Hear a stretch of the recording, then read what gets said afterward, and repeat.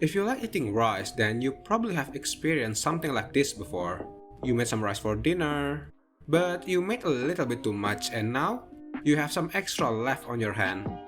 Of course, it's not really a problem. If you have a rice cooker, you can just let it sit there and it's probably be fine at least until tomorrow. But what if you don't have a rice cooker? Or maybe you don't want to eat rice again tomorrow, so you put your rice in the fridge and after a couple of days, you have yourself some cold, leftover rice. And what can you do with it? The first thing that comes to mind, it's probably fried rice. It's easy, it's simple, and just a staple dish to use your leftover rice for. But of course it's not the only way, and one of my favorite is this one, the steamed rice. And on this video, I will show you two recipes where you could turn your cold leftover rice into a tasty and simple dish in under 15 minutes. The first recipe that I'm going to show you is the Indonesian turmeric rice. We start with some coconut milk on a cold pan, and to that, we add in some turmeric. The amount will depend on how yellow you want your rice to be, and I'm going to add in the form of a grated fresh turmeric, but powder or paste is always fine. Then add in a knot of a bruised lemongrass, a piece of kaffir lime leaf, and a bay leaf. Oh yeah, if you skip the turmeric, you will end up with a nasi uduk. But if you skip the turmeric and swap the kaffir lime leaf with a pandan leaf, you will get yourself a nasi lemak. Now cook it for a minute or two, add a pinch of salt, put the heat to low, then stir in your leftover rice.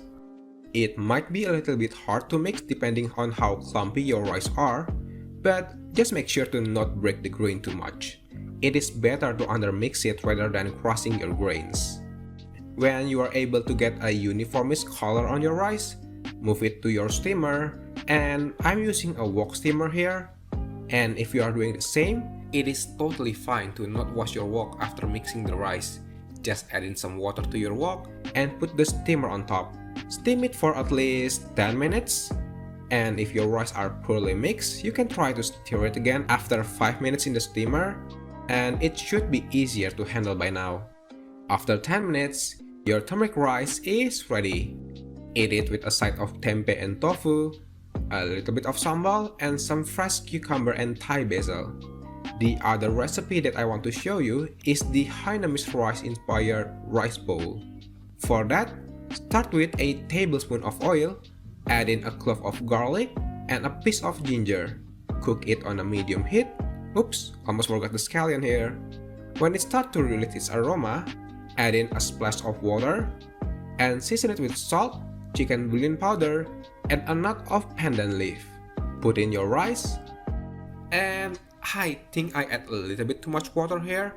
As you can see, unlike when I made the yellow rice, the rice is unable to immediately absorb all of our water.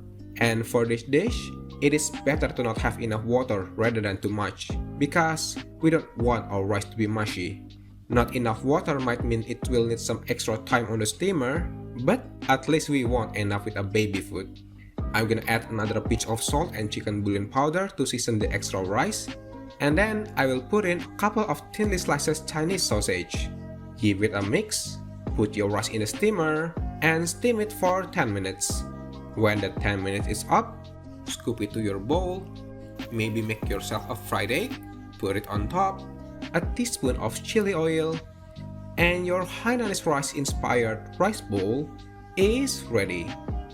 Hi all, thank you for watching the video, and if you have any question, feel free to ask at the comment section down below.